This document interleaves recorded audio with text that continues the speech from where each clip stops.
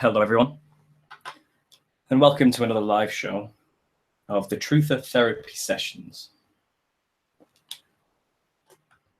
Now, I'm doing these, obviously, to bring people together and help people communicate whatever's on their mind and whatever's getting them angry or passionate or upset or scared or happy or joyful even. Go on their journey to discovering truth and the wider conspiracies that are being played against us in the world. And the first session went quite well. We've got very positive responses. We had a lot of interaction. And I'm hoping to have something similar today, but obviously a Wednesday evening, which would be early afternoon for Americans, isn't maybe the best time. But it's the only time I can really do in my own schedule because I have to get up early for work myself. Exposed Secret Societies, who talked with us last week, had a great conversation about psychedelics and everything in between, really. He's here as well. He says, hello, Exposed Secret Societies. It's great to have you here. Thank you. For people to come in, I just want to at first ask, can you hear me okay? Because I'm using a new mic, which should be a lot better than the one I was using last time, which kept cutting out every now and then. A mic, and it's the first time I've set it up with my laptop and everything. So if anyone out there is listening now could just give me a quick comment to let me know if this is loud and clear, if you want it turning up or down, a little scratchy in any way, shape or form, that would be great. But I'm just going to keep talking anyway for now until then. I made a video recently about the Grenfell Tower fire. I'm sure you've heard of it. And naturally, Understanding Conspiracy is a channel where we talk about the strangest, most bizarre, deeper, esoteric, occult concepts behind world events and history. And it's not uncommon. Thanks, Colin. Thanks for that. I appreciate it. So it sounds okay. Now, it's not uncommon, obviously. Sorry, I've just lost my train of thought there with this. But either way, Tower. Now, like I said, it's not uncommon for conspiracy theorists to look at symbols behind major world events with the occult, but it's also a common theme that we find that predictive programming is used quite a lot by the powers that be. And the predictive programmers like to kind of show us world events in media, any form of media, be it film, books or audio or music, kind of like to show us events before they happen in order to precondition our minds to be prepared for the event and to react in a certain way when the event happens. Now, The Economist magazine is quite infamous for doing this. Every year they create a front cover for their year in 2016, 15, 17, where they kind of give a prediction of what they think is going to happen. Now, prediction, because this is obviously their agenda. They're going to show what they would like to see happen in the following year, which would help forward their globalist New World Order, one world, religious society, we'll call it, for lack of a better term. On the first, it was a set of tarot cards, and the first tarot card showed a tower burning, going back to Grenfell Tower here. And it showed on each side of the tower, to the left side, a crowd of people waving a communist flag, and on the right side, a crowd of people waving a cross in the air. And in the center, a tower which is in flames, billowing smoke, with a lightning strike on the top of it. So, you know, have a look at that yourself. Type it into Google Images, the Economist 2017 magazine cover, and you'll see this. So I made a video saying, you know, programming type video, a conspiracy theorist to make about these things, saying it's curious that this tower is shown here with electricity starting the fire. They told us it was an electrical fault with the fridge. This causing, in this tarot card, it seems to be foreshadowing a war coming between the political left and what is termed right, which is Christianity. Now, I don't believe in the left-right politics paradigm, but I made in the video, I was talking about communism and how it seems to be rising in the UK at this very moment, social Marxist ideas. Jeremy Corbyn is heading up the Labour Party, which has now become a radical leftist style party under his leadership. And I just found it a very bizarre coincidence that while this tower's burning, this is happening at its height and its peak, this battle between socialism and nationalism. And it shows the socialists versus the Christians, but I think that's their way of framing nationalists, as ideologues in some way. Tower burning in between. So I thought maybe it's predictive programming. I made the video, but God, I had offended people all over the place, just coming at me, hurling abuse at me, saying you're a moron, you're an idiot, everything you're saying is wrong. Corbyn supporters, people who are still in that left-right politics paradigm, kind of standing up for their side. And I guess I may have come across as though I support the right, like the Conservatives, by the left so much with their current social justice communist ideologies, which I hate. But that doesn't mean to say I'm supporting the political right like the Conservatives. Not at all. They're equally as sold out to the European Union and globalist New World Order ideas as every other corrupt political party in the world, in the West especially. So I wasn't defending them, but people assumed that's what I was doing because of the stance I took. Now, obviously, I'm a Christian. So I don't really take sides in politics. I put my faith in systems. I put my faith in God, not men, not the state. The state can't save us, no matter how many handouts it gives us. It's irrelevant. If we go back to Ecclesiastes, for example, what profit has a man for all his labor under the sun? It's vanity. The things of this world, perish. Save up riches in heaven. But socialism obviously has this this idea that there's a lot of poverty in the West or in the world because rich people have too much and aren't sharing it with the poor. Essentially, that's kind of the nice way of describing what the communists kind of want to say they believe. So it makes sense. Well, why don't we just take the money off the rich and equally distribute all this wealth to everybody, so everyone equally has as much as the other, which basically translates to everyone is equally poor as hell. Now, capitalism has been demonized, but it's, as far as I'm concerned, in the West, in the world, it's the best system that's ever really arisen. It's not a great system. It's not perfect by any stretch of the imagination, but it's certainly a job at pulling us out of hell, giving us comfort, food, and abundance, And it's based on the idea, the principle of capitalism, that if you work more than another person, you're entitled to more than the person who does less work. Again, it has its disadvantages and advantages. We have welfare systems in place to help those who can't work. It's a relatively fair system, with taxation and so forth. But a lot of resentment for the poor in the capitalist world is being kind of fueled and fired to get in these positions of welfare, to be so angry at the system and the state that they want to bring it down, instigate, should I say, full-on social Marxist welfare government. Now, it's not fair to those who do more work, because if you do more work in a communist regime than somebody else, you're still going to get paid the same amount as the person who did no work. So there's this, it ended up that no work ever gets done, and the system inevitably collapses because there's no incentive to, and everyone's dependent on the state to give handouts. And I don't want to end up in that kind of world. It sounds like a perfect kind of scenario for the New World Order to be based on. That kind of political ideology is a good form or launch pad for the New World Order and the Luciferian religion. Where, because even though everyone equally has as much as another, there'll still be an elite ruling class above all this. So the divide will be even bigger than we currently have over capitalism.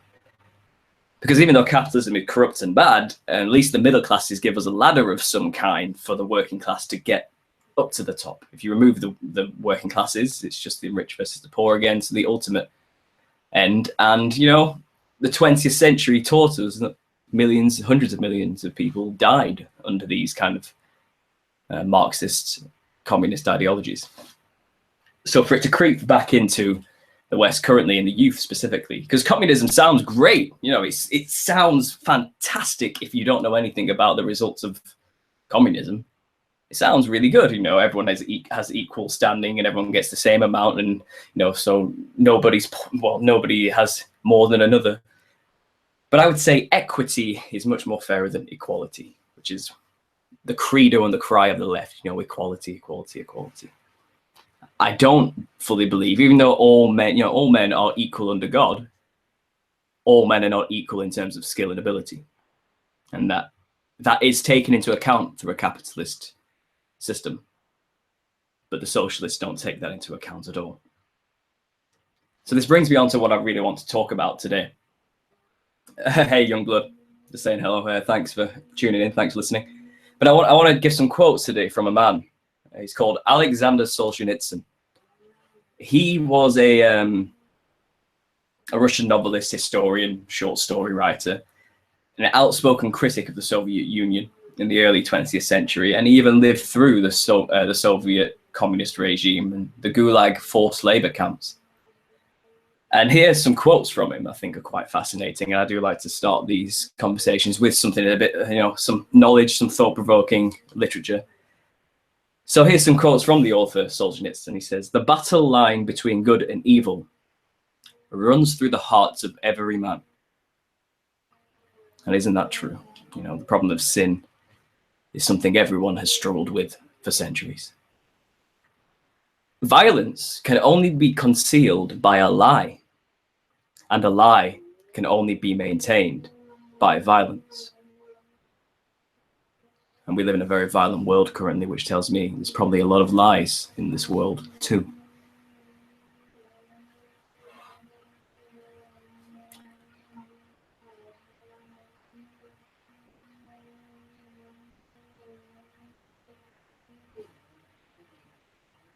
So I'll leave the quotes there for now, but there's one here I think is worth saying.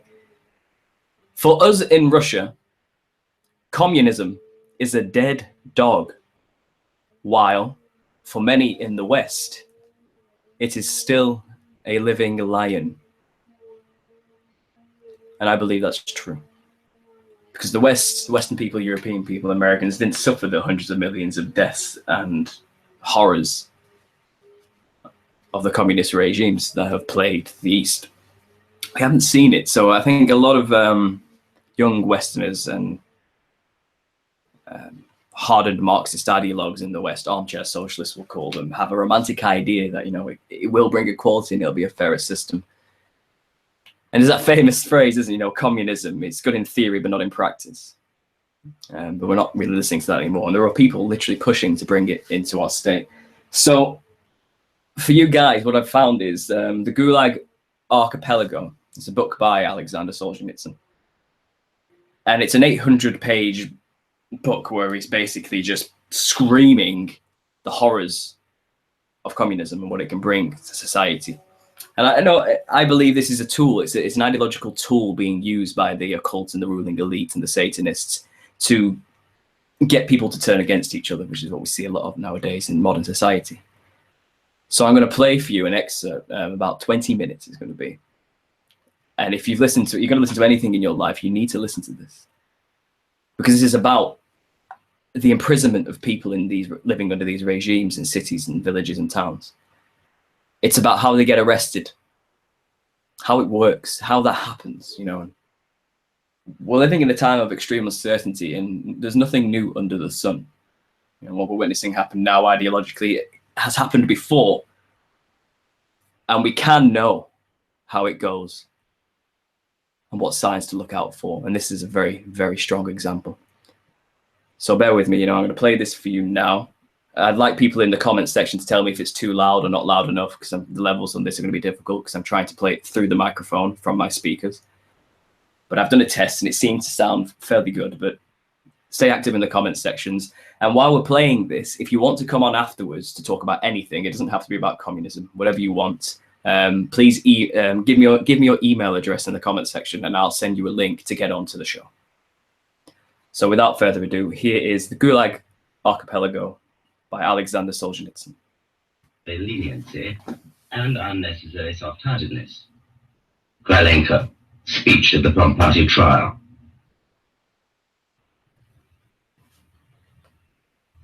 Chapter 1.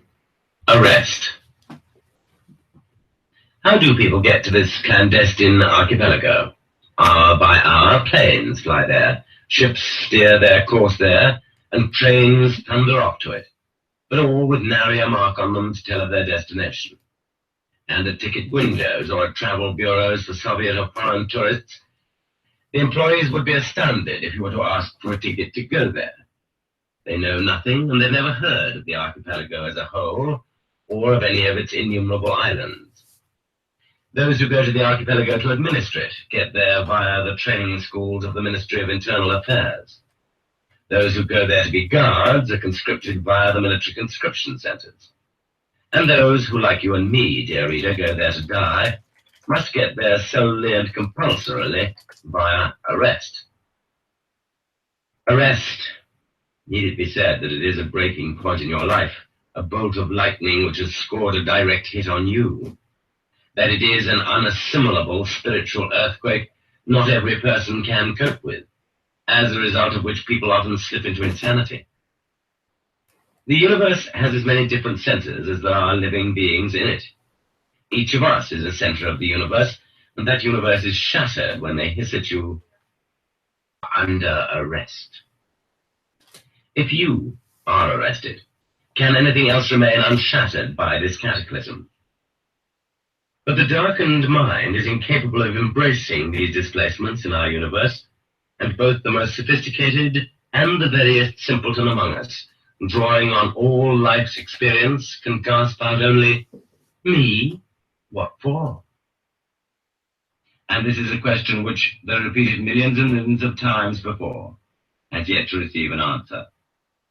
Arrest is an instantaneous shattering, thrust, expulsion, somersault from one state into another. We have been happily born, or perhaps have unhappily dragged our weary way, down the long and crooked streets of our lives, past all kinds of walls and fences made of rotting wood, rammed earth, brick, concrete, iron railings. We have never given a thought to what lies behind them. We have never tried to penetrate them with our vision or our understanding. But there is where the Gulag country begins, right next to us, 2 yards away from us. In addition, we have failed to notice an enormous number of closely fitted, well-disguised doors and gates in these fences. All those gates were prepared for us, every last one. And all of a sudden, the pitfall gate swings quickly open, and 4 white male hands, unaccustomed to physical labor, but nonetheless strong and tenacious, grab us by the leg, arm, collar, cap, ear, and drag us in like a sack, and the gate behind us, the gate to our past life, is slammed shut once and for all. That's all there is to it. You are arrested. And you'll find nothing better to respond with than a lamb-like bleat. Me? What for? That's what arrest is. It's a blinding flash and a blow which shifts the present instantly into the past, and the impossible into omnipotent actuality. That's all. And neither for the first hour nor for the first day will you be able to grasp anything else. Except that in your desperation, the fake circus moon will blink at you. It's a mistake. They'll set things right. And everything which is by now comprised in the traditional, even literary image of an arrest will pile up and take shape, not in your own disordered memory, but in what your family and your neighbors in your apartment remember. The sharp nighttime ring, or the rude knock at the door, the insolent entrance of the unwiped jackboots of the unsleeping state security operatives, the frightened and cowed civilian witness at their backs. And what function does this civilian witness serve? The victim doesn't even dare think about it, and the operatives don't remember, but that's what the regulations call for, and so he has to sit there all night long and sign in the morning. The regulation, purposeless in itself, derives, NM recalls, from that strange time when the citizenry not only was supposed to, but actually dared to verify the actions of the police. For the witness, jerked from his bed, it is torture too, to go out night after night to help arrest his own neighbors and acquaintances. The traditional image of arrest is also trembling hands packing for the victim, a change of underwear, a piece of soap, something to eat. And no one knows what is needed, what is permitted, what clothes are best to wear, and the security agents keep interrupting and hurrying you. You don't need anything, they'll feed you there, it's warm there. It's all lies, they keep hurrying you to frighten you. The traditional image of arrest is also what happens afterward, when the poor victim has been taken away. It is an alien, brutal, and crushing force totally dominating the apartment for hours on end, breaking, ripping, pulling from the walls, emptying things from wardrobes and desks onto the floor, shaking, dumping out and ripping apart, piling up mountains of litter on the floor, and the crunch of things being trampled beneath jackboots. And nothing is sacred in a search. During the arrest of the locomotive engineer Inoshin, a tiny coffin stood in his room, containing the body of his newly dead child. The jurists dumped the child's body out of the coffin and searched it. They shake sick people out of their sick beds, and they unwind bandages to search beneath them. When in 1937 they wiped out Dr. Kazakov's institute, the commission broke up the jars containing the lysates developed by him, even though patients who had been cured and others still being treated rushed around them, begging them to preserve the miraculous medicines. According to the official version, the lysates were supposed to be poisons. In that case, why should they not have been kept as material evidence? Nothing is so stupid as to be inadmissible during a search. For example, they seized from the antiquarian Chetverukhin a certain number of pages of Tsarist decrees, to wit, the decree on ending the war with Napoleon, on the formation of the Holy Alliance, and the proclamation of public prayers against cholera during the epidemic of 1830. From our greatest expert on Tibet, Vostrikov, they confiscated ancient Tibetan manuscripts of great value. And it took the pupils of the deceased scholar 30 years to wrest them from the KGB. When the Orientalist Nevsky was arrested, they grabbed Tangut manuscripts, and 25 years later the deceased victim was posthumously awarded a Lenin Prize for deciphering them. From Kargel, they took his archive of the Yenisei Ostyaks and vetoed the alphabet and vocabulary he had developed for his people. Nationality was thereby left without any written language. It would take a long time to describe all this in educated speech, but there's a folk saying about the search which covers the subject. They are looking for something which was never put there. They carry off whatever they have seized, but sometimes they compel the arrested individual to carry it. Thus, Nina Alexandrovna Palchanskaya hauled over her shoulder a bag filled with the papers and letters of her eternally busy and active husband, the late great Russian engineer, carrying it into their moor, once and for all, forever. For those left behind after the arrest, there is the long tail end of a wrecked and devastated life, and the attempts to go and deliver food parcels. But from all the windows, the answer comes in barking voices. Nobody here by that name. Never heard of him. Yes, and in the worst days in Leningrad, it took 5 days of standing in crowded lines just to get to that window. And it may be only after half a year or a year that the arrested person responds at all. Or else the answer is tossed out, deprived of the right to correspond. And that means once and for all. No right to correspondence. And that almost for certain means has been shot. We live in the cursed conditions in which a human being can disappear into the void, and even his closest relatives, his mother and his wife, do not know for years what has become of him. Is that right or not? That is what Lenin wrote in 1910 in his obituary of Babushkin. But let's speak frankly. Babushkin was transporting arms for an uprising and was caught with them when he was shot. He knew what he was doing. You couldn't say that about helpless rabbits like us. That's how we picture arrest to ourselves. The kind of night arrest described is, in fact, a favorite because it has important advantages. Everyone living in the apartment is thrown into a state of terror by the first knock at the door. The arrested person is torn from the warmth of his bed. He is in a daze, half asleep, helpless, and his judgment is befogged. In a night arrest, the state security men have a superiority in numbers. There are many of them, armed, against one person who hasn't even finished buttoning his trousers. Search, it is highly improbable that a crowd of potential supporters will gather at the entrance. The unhurried step-by-step visits, first to one apartment, then to another, tomorrow to a third and a fourth, provide an opportunity for the security operations personnel to be deployed with the maximum efficiency and to imprison many more citizens of a given town than the police force itself numbers. There's an advantage to night arrests, in that neither the people in neighboring apartment houses nor those on the city streets can see how many have been taken away. Arrests which frighten the closest neighbors are no event at all to those farther away.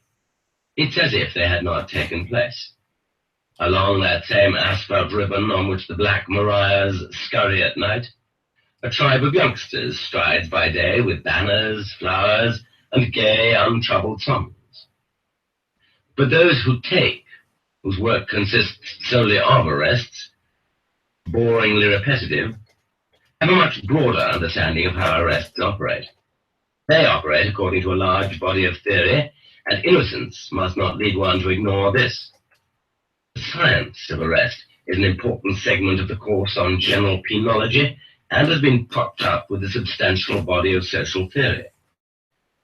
Arrests are classified according to various criteria: nighttime and daytime, at home, at work, during a journey, first-time arrests and repeats, individual and group arrests. Arrests are distinguished by the degree of surprise required, the amount of resistance expected, even though in tens of millions of cases no resistance was expected, and in fact there was none. Arrests are also differentiated by the thoroughness of the required search. And there is a separate science of searches too. I have had the chance to read a pamphlet on this subject for correspondence school law students in Alma-Ata. Its author praises highly those police officials who in the course of their searches went so far as to turn over 2 tons of manure, 8 cubic yards of firewood, or 2 loads of hay, cleaned the snow from an entire collective farm vegetable plot, dismantled brick ovens, dug up cesspools, checked out toilet bowls, looked into dog houses, chicken coops, bird houses, tore apart mattresses, ripped adhesive tape off people's bodies, and even tore out metal teeth in the search for microfilm. Students were advised to begin and to end with a body search. During the course of the search, the arrested person might have grabbed up something that had already been examined. They were also advised to return to the site of a search at a different time of day and carry out the search all over again. By instructions either to make out or not to make out an inventory of confiscated property, or seal a room or apartment, to arrest the wife after the husband and send the children to an orphanage, or to send the rest of the family into exile, or to send the old folks to a labor camp too. No, no. Widely informed. In 1926, Irma Mendel, a Hungarian, obtained through the Comintern 2 front-row tickets to the Bolshoi Theatre. Interrogator Klegel was courting her at the time, and she invited him to go with her. They sat through the show very affectionately, and when it was over, he took her straight to the Lubyanka. And if on a flowering June day in 1927 on Kuznetsky Most, the plump-cheeked, red-headed beauty Anna Skripnikova, navy blue material for a dress, climbed into a hansom cab with a young man about town, you can be sure it wasn't a lover's tryst at all, as the cabman understood very well and showed by his frown. He knew the organs don't pay. It was an arrest. In just a moment they would turn on the Lubyanka and enter the black maw of the gates. Some 22 springs later, Navy Captain Second-Rank Boris Bukovsky, wearing a white tunic and a trace of expensive eau de cologne, was buying a cake for a young lady. That the cake would ever reach the young lady, and not be sliced up instead by the knives of the men searching the captain, and then delivered to him in his first cell. No, one certainly cannot say that daylight arrest, arrest during a journey, or arrest in the middle of a crowd has ever been neglected in our country. However, it has always been clean-cut, and most surprising of all, the victims, in cooperation with the security men, have conducted themselves in the noblest conceivable manner, so as to spare the living from witnessing the death of the condemned. Not everyone can be arrested at home with a preliminary knock at the door, and if there is a knock, then it has to be the house manager or else the postman. And not everyone can be arrested at work either. If the person to be arrested is vicious, then it's better to seize him outside his ordinary milieu, away from his family and colleagues, from those who share his views, from any hiding places. It is essential that he have no chance to destroy, hide, or pass on anything to anyone. VIPs in the military or the party were sometimes first given new assignments, ensconced in a private railway car, and then arrested en route.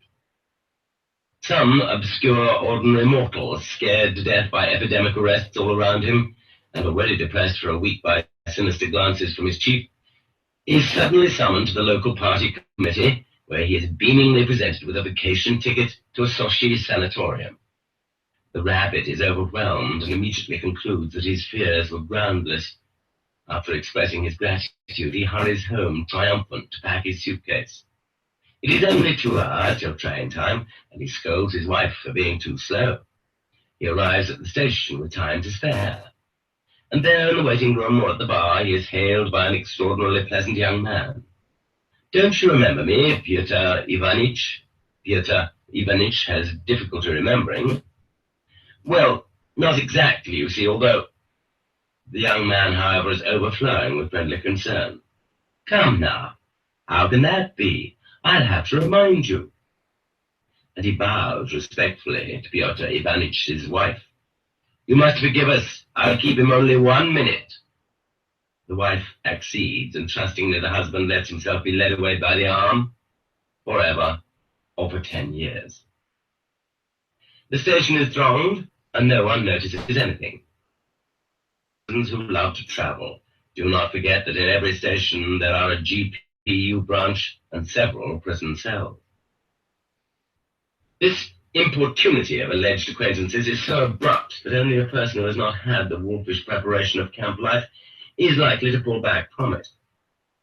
For example, that if you are an employee of the American Embassy by the name of Alexander D., you cannot be arrested in broad daylight on Gorky Street, right by the Central Telegraph Office. A friend dashes through the press of the crowd and opens his plundering arms to embrace you. "Sasha!" He simply shouts at you with no effort to be inconspicuous. "Hey, pal, long time no see. Come on over, let's get out of the way." At that moment, a Barbados sedan draws up to the curb, and several days later, TASS will issue an angry statement to all the papers, alleging that informed circles of the Soviet government have no information on the disappearance of Alexander D. But what's so unusual about that? Our boys have carried out such arrests in Brussels, which is where Zora Blednov was seized, not just in Moscow. One has to give the organs their due. In an age when public speeches, the plays in our theatres, and women's fashions all seem to have come off assembly lines, arrests can be of the most varied kind. They take you aside in a factory corridor after you have had your pass checked, and you're arrested. They take you from a military hospital with a temperature of 102, as they did with Hans Bernstein, and the doctor will not raise a peep about your arrest. Just let him try. They'll take you right off the operating table, as they took N.M. Vorobiev, a school inspector in 1936, in the middle of an operation for stomach ulcer, and drag you off to a cell, as they did him, half alive and all bloody, as Karpunish recollects. Or, like Nadia Levitskaya, you try to get information about your mother's sentence, and they give it to you, but it turns out to be a confrontation, and your own arrest. In the gastronome, the fancy food store, you're invited to the special order department. You are arrested by a religious pilgrim whom you have put up for the night, for the sake of Christ. You are arrested by a meter man who has come to read your electric meter. You are arrested by a bicyclist who has run into you on the street, by a railway conductor, a taxi driver, a savings bank teller, the manager of a movie theater. Any one of them can arrest you, and you notice the concealed maroon-colored identification card only when it is too late. Sometimes arrests even seem to be a game. There's so much superfluous imagination, so much well-fed energy invested in them. After all, the victim would not resist anyway. Is it that the security agents want to justify their employment of their numbers? After all, it would seem enough to send notices to all the rabbits marked for arrest, and they would show up obediently at the designated hour and minute at the iron gates of state security. with a bundle in their hands, ready to occupy a piece of floor on the cell for which they were intended. And, in fact, that's the way collective farmers are arrested. They are hut at night with no roads to travel on. They are summoned to the village Soviet and arrested there. Manual workers are called into the office. Of course, every machine has a point at which it is overloaded, beyond which it cannot function. In the strained and overloaded years of 1945 and 1946, when trainload after trainload poured in from Europe to be swallowed up immediately and sent off to Gulags, all that excessive theatricality went out the window, and the whole theory suffered greatly. All the fuss and feathers of ritual went flying in every direction, and the arrest of tens of thousands took on the appearance of a squalid roll call. Read off the names of those on one train, loaded them onto another, and that was the whole arrest. For several decades, political arrests were distinguished in our country precisely by the fact that people were arrested who were guilty of nothing, and were therefore unprepared to put up any resistance whatsoever.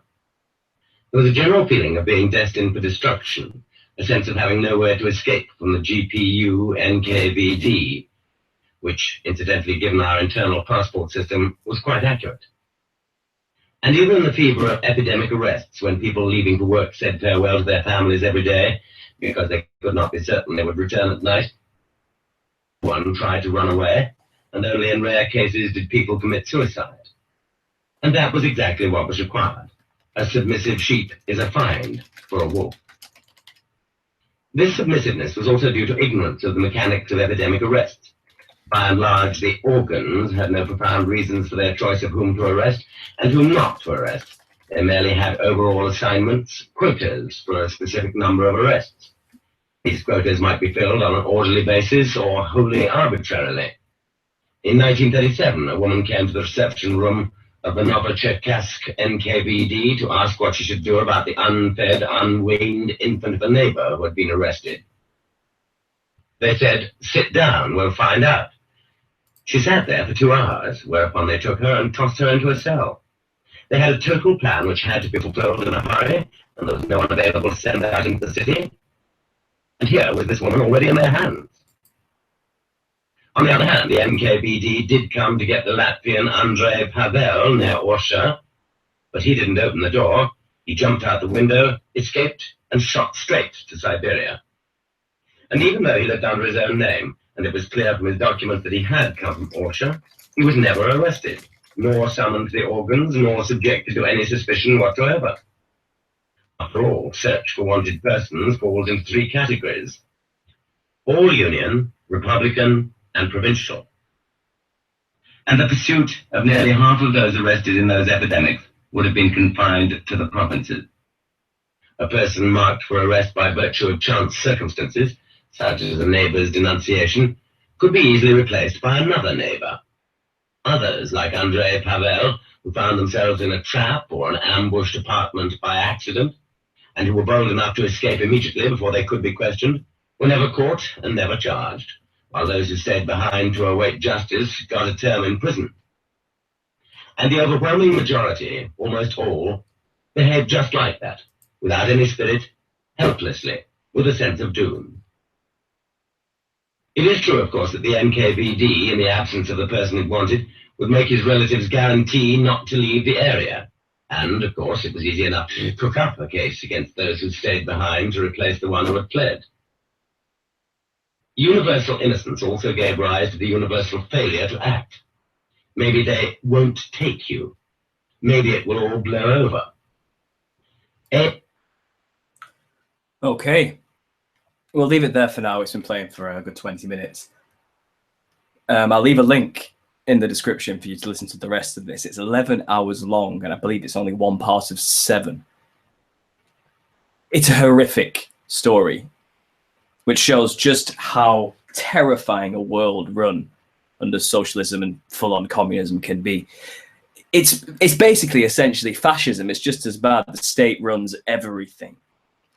It's not Nazism because it's not national socialism. It's against nationalism per se. It's just socialism and communism.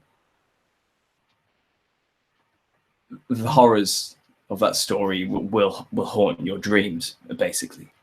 But listening back to what we just talking about what we just listened to there, you know, the people who got arrested didn't even know why they were being arrested half the time. People were literally just taken from their homes in the middle of the night with no reason given to them and hurried away very quickly so none of the neighbors would know. And then the next day, the next neighbor would be taken as well until there was no one left, essentially. The people that were arrested were artists, writers, engineers, creative thinkers usually, or dissidents, nationalists, people who were against the system as well. But most people who were taken away were just anybody that could have been deemed a threat. But not only that, the people who supported the communist regime and got it into power, once the power was gained by the leaders, their followers were also arrested, lined up, and killed. The reason being that they considered these people useful idiots. They were simply a means to an end. We used them and their insane, ideological, possessed communist minds, because they really believed in communism, to bring in the situation where these Leninists and Marxists at the top could just gain full power. And they considered these people who helped them that they know too much. And once they learn what communism really is, they'll turn against us. So it's best just to get rid of them now before it gets to that point. And don't you just see that happening today? Don't you just see many people, young people, a lot of people of all ages, ushering in their own deaths because they believe the lies that it will bring a new utopia? Is that not the New Age conspiracy, essentially? Is that not what we are constantly talking about here on the conspiracy culture, in the conspiracy world? People are so blinded and in the system that they actually believe it works in their own interest, to the point that when the police come to take them away and take them to a camp, they'll comply because they'll be thinking, well, I didn't do anything wrong. Surely this is a mistake. You know, they'll figure it out. They'll sort it out, you know, and by that point, it's too late. You won't see your family again. You won't see your children. They'll probably be taken away too to other camps. And in terms of, you know, talking about the conspiracy some more, FEMA camps in America were a very prominent topic around the 2012 era onwards. You know, that they had just massive stockpiles of what looked like coffins outside these camps, a fully interconnected rail system between each of these camp systems running through major cities. You know, I'm sure the story probably was, you know, that these are for if there's ever a major disaster, we have somewhere to put all the people. But doesn't that sound convenient, you know? These, you know, the book was called the Gulag Archipelago because an archipelago is a series of islands separated from one another by short distances, usually by a sea. You know, but the Gulag Archipelago, you know, the Gulags weren't on islands. They were all in one solid block of land, just separated from one another. They were practically islands, metaphorically speaking, because once you're on it, you're not getting off. You don't get out. And that's what an interconnected series of prisons are, gulags. And that's what America already has sat there ready and waiting. Now, I can't imagine, you know, communism would take full force in America just yet, but we see the rise of people like Antifa, attacking anyone who holds traditionalist values, values that go, what would be called right wing, but you don't have to be a right winger to be considered an enemy of Antifa. It's like if you're not an extreme leftist progressive ideologue, then you're a Nazi in these people's eyes. You could be in the center and see points from both sides, but you're still too far right for these extreme leftists. And that's exactly what happened. That's what Solzhenitsyn talks about. It's happened before, and it's taking hold in the West now as we speak. And it worries me beyond belief because, you know, we can talk about the New World Order and the Zionists and the agendas and, you know, the Jews behind it all, the Khazarian Jews, how they've kind of forced all this mass immigration onto us and globalization and banking systems collapsing. But practically speaking, you know, with the real terms, we're talking about full global socialism. And it's happened before in large parts of the world, you know, and it always ends in prison camps and genocide. Every time. And I want people to see this. You know, we can learn from history. You know, when I was growing up, I've heard people say, how they came across the conspiracy, what got them into it. It's like a song or something that inspired them, or a particular artist or an author. But for me, it's just always been in my mind. I grew up with a yearning deeper than I could understand to know the truth about everything. I always observed the world around me and saw that something is wrong. I could see the evil in the world as a kid, as a young teenager, and I would ask myself, why? Because, as small as my world was then, I would look around the West and see roads, heating, houses, water irrigation systems, advanced technology, television, advanced medical technologies, wonderful things that show how intelligent human beings have become towards the 21st century. Yet we still do stupid, horrible, disgusting things to one another, and the world is in utter chaos and collapse. And people are just ignorant and don't know anything. How is this possible when we have so much opportunity and access to wisdom and knowledge surrounding us? How has this happened? It doesn't make any sense. So naturally, while I was yearning for truth, wanting to know these things, I went down a huge path of inquiry. I went into the New Age philosophical sections after coming out of my dogmatic, nihilistic, hedonistic atheism. Because as I went through each worldview and group, from atheism to New Age to some kind of quantum, bizarre New Age scientism of some kind, and then eventually they all failed. They didn't answer the question. They wouldn't answer the question of why is everything so messed up. And the only belief system I realized that came anywhere close to answering the question of why everyone is so evil was Christianity. It answers that question, and it points out, people are bad. People do bad things, stupid things. Even if they don't want to, more often than not, they think they're doing something good. And this is the problem we face, and as well have always faced. But that's on a very material level. And I inevitably, through research of this for the past 6 years, came to this truth, but I've always wanted to know. There are people in this world who don't want to know. There are people in this world who do not have that yearning inside them to look around and observe and want answers. It's kind of been beaten out of them. And that upsets me too. Now I'm going to try and go to the comments section here. And if anyone listening wants to get involved or talk, I've left the link in the comment section for you guys. Just click and join in. I'm going to keep talking along for as long as I can in this respect. I understand, I think Colin Selfridge said not long ago he wants to join me for a talk. So Colin, if you're there, feel free to jump in at any time, buddy. That's fine by me. Also in the comment section, list any topics you want to talk about, and I'll have a discussion about them. Anything at all that's kind of been on your mind. What do you think about these things? What is on your mind? I'll tell you something else in the meantime. What's been on my mind is the rise of sympathy for pedophiles. Now this is a twisted topic. I don't know if the Gulags were bad, but this is just heinous. This is a horrible crime. And the LGBT community now, well, I guess they don't. I can't tarnish them all with the same brush, but it seems like there's a group who wants to put a P at the end of that, for pedophile, and imply that pedophilia is just a sexual preference.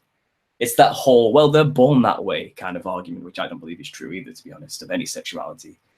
I think it's as insensitive as it might sound, I think there's a good case to be said that it's a result of trauma and abuse why people have perverse sexual preferences, whatever that may be. And I do think a lot of the LGBT community is really supporting mental illness. Not very PC to say that, I know, but again, there's a strong case for this. I mean, the suicide rates for transgendered people is just through the roof. It's non-comparable to any other category of people, really. It is bad. And after operations, it gets worse. So as a Christian, I think it's more loving to point this truth out and save these people before they do make a mistake, something they might regret and end up taking their life for it. And I don't want anyone to take their life. There's still so much to live for, But there's ideologies and groups out there. Socialism has its role to play in creating these kind of outlets. The relativist worldview, the postmodern view that it's all relative, man. It's your opinion. Nothing's true. Everything is permitted. Do what thou wilt, you know, full on New Age Satanism, essentially. The right to be offended, and being offended gives you legal right to sue, for example. Things like this.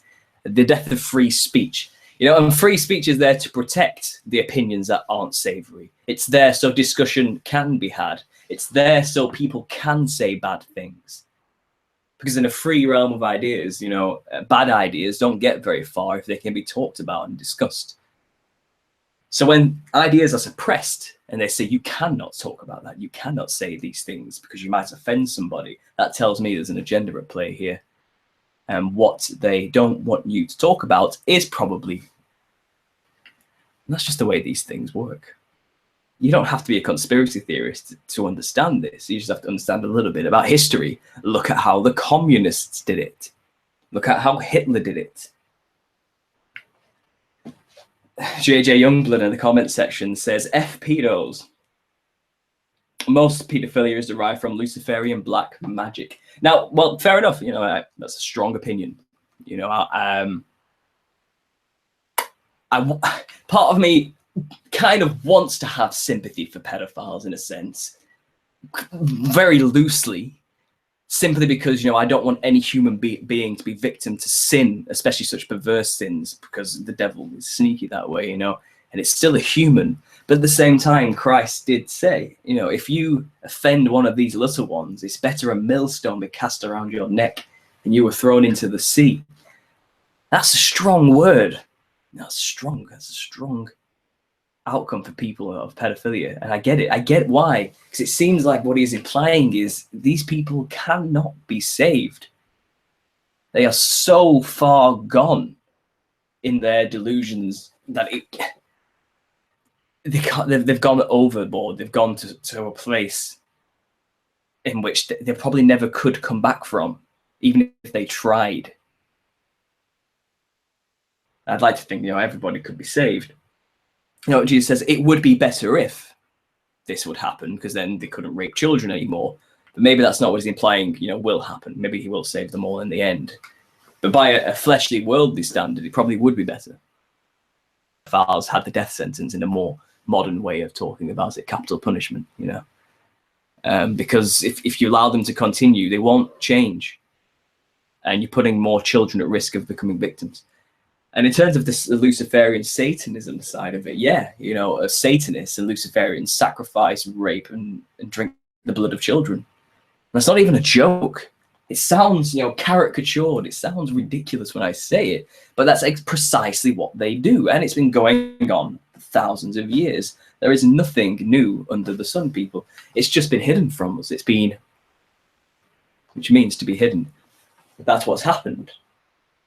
But now they're trying to get themselves out into the open, like I was saying, you know, they want to add P to the end of LGBT. You know, it's not their fault who they're attracted to, that kind of idea. And isn't that just how the devil does it? You know, he wraps it in a nice little bow and puts glitter all over it, you know, this piece of, yeah, you know what I mean. He makes out that, you know, it's about love, it's about acceptance, it's about, you know, tolerance and understanding. And I think about tolerance, that they even use the word, you know, it's about tolerance. That even that proves that they're completely full of themselves. Because you don't tolerate nice things. You don't tolerate sunshine and ice cream. You know, you don't tolerate puppy dogs. You know, you tolerate loud people. You tolerate people who say things you disagree with.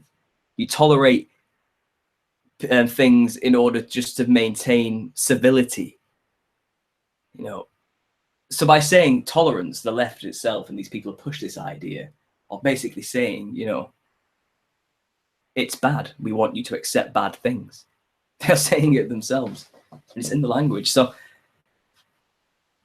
now I understand that's background. I guess I'm still a working class guy. I understand. People don't have time or really want to think about these things. We have bills to pay. We have children to raise. And if you have children, the last thing you want to think about is the global conspiracy world. It really is. You know, you got a lot on your mind. And banking that you'll be too busy to pay attention. That's the scary thing. And I can't see people anytime soon, dropping everything just to learn this information, because it takes time. And to know the truth takes a long, dedicated amount of time and research. You have to put in the work to get the results out, and to get to the end of this, you have to understand. I wonder if it's the younger generations who to the internet since the beginning, who will really be the ones who learn the information at a younger age and actually do something with this before they get too old and bogged down with taxes and work and bills and commitments. Now, the commitments, they're good things. That's about tradition, marriage, having children, to find a partner and staying faithful, create strong family units, and it creates strong societies as a result. And that's been completely attacked as well. I'm hearing more and more stories nowadays that, Christian ideals cannot be talked about in school whatsoever. Even taught that Father's Day is deemed offensive to those who have non-traditional families, therefore cannot be allowed to be celebrated in schools anymore. Now, I didn't say anything about Mother's Day. A direct attack there on the father, the father, the head of the family, the authority figure for children, and the resource of discipline and wisdom.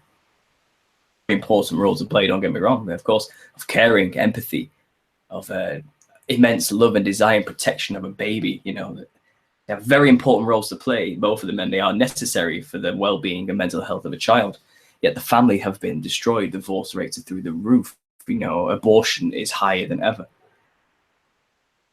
There's a lot of single women on welfare without fathers to raise many children, and without that balance, we find that what it seems like is most of the violent, liberal, social Marxist-minded, indoctrinated youth through the schools are fatherless children. They have the most anger and pent-up rage they want to let out on a system. Well, they blame the system and their home and their country in place.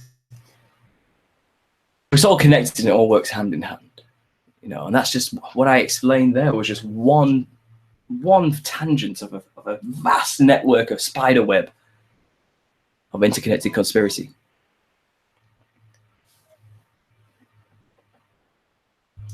Okay, Colin, no problem. That's fine. I think I've been talking for an hour already myself anyway. God, time flies when you're doing these shows, and it's much easier, than when you have people listening and hanging on your every word. It kind of forces you to say some interesting things. That's all I can say on that matter. In England right now, a little news there for the American listeners. God, things are getting really tense, especially politically. We had a hung parliament for our result. Just before we go into negotiations with the EU, which have started now, we had an election. We've ended up having the Conservative Party didn't get enough seats in order to have a government on their own, so they've had to join with a party who had a few extra seats, just to make up the numbers. And that party is the DUP. An Irish nationalist party, essentially, of some kind, and they're actually very right-wing and very conservative, more conservative than the Conservative Party themselves. But we've had this ideological outrage from the easily offended, who say, a racist, sexist, bigoted religious party has now been given power over the UK. It's a very small amount of power. We cannot have this, And I made a point of this in my recent video with the Grenfell Tower. I wanted to discuss this idea of growing leftism and its violence, and again, I just got attacked by leftists who really don't want to hear it. So I wonder if is there really anything I can do about it? I mean, I don't want to get too political. It's not really my style. I'm a conspiracy theorist, And I know that's a weaponized term from the CIA, but I'm trying to own it. If that's what they're going to call me, then so be it. Let's make it a good thing to be a conspiracy theorist. As far as I'm aware, conspiracies exist, and all we can really do is theorize about them. And there's nothing wrong with that. And it's not a dirty phrase or word. Sorry, a bit off topic there, but I guess I got so many comments of people getting angry about it. Really, what people got really angry with me about was a certain group of people. I don't know if you've heard of these people before. They were kind of like black supremacists. Describe it.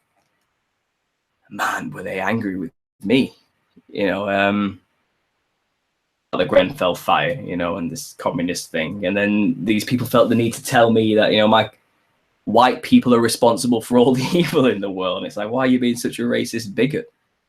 White people, all white people are responsible for the evil in the world? Come on.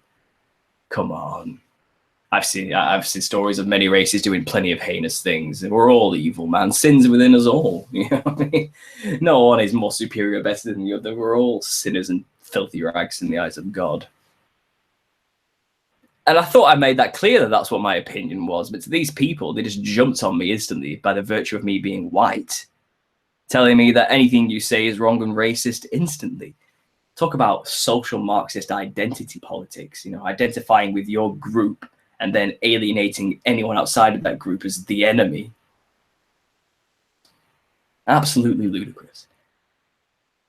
But these there's a growing number of these, you know, black supremacist thinkers, as though it's completely normal and acceptable to talk about, and it's kind of been encouraged.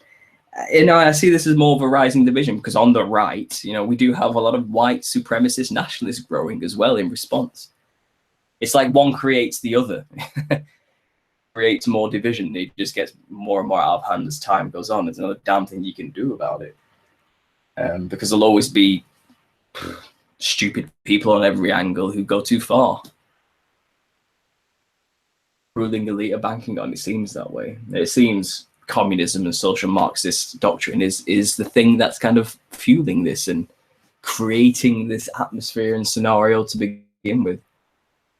You know, the identity politics, the separation of groups that must fight it out for dominance. This idea that you can't communicate with one another because speech and language is useless in that respect under a postmodern worldview, which socialism has kind of unionized with. You know, that the relative thought, all these relative thoughts, that there is no such thing as ultimate truth. And your own truth is good enough. You know, and this is something as well. I guess we should talk about it. I want to talk about the New Age truthers. You know, truthers who go down the more New Age spiritual ideologies of the past. That's all well and good. You know, I was there. It wasn't for me. It didn't work out too well. But someone sent me a message. Let me get it up here so I can read it out to you. But I made a message, you know, saying truth is you have only really two choices if you're going to be a truther. Are you going to go down the New Age path, or are you going to go down the Christian angle? You know, are you God, or is there a God? That type of talk. And someone left a comment, if I can find it here, say, you know, how can we bring these two groups together? Surely, rather than talking about the division, like I was doing, we should be discussing about working together to defeat our common enemy. So I thought, yes, it would be nice, you know, if we could work together to bring down the Illuminati. But then, the more I kind of thought about it, the more I realized how improbable and very difficult that will be, by the very nature of the differences in worldviews.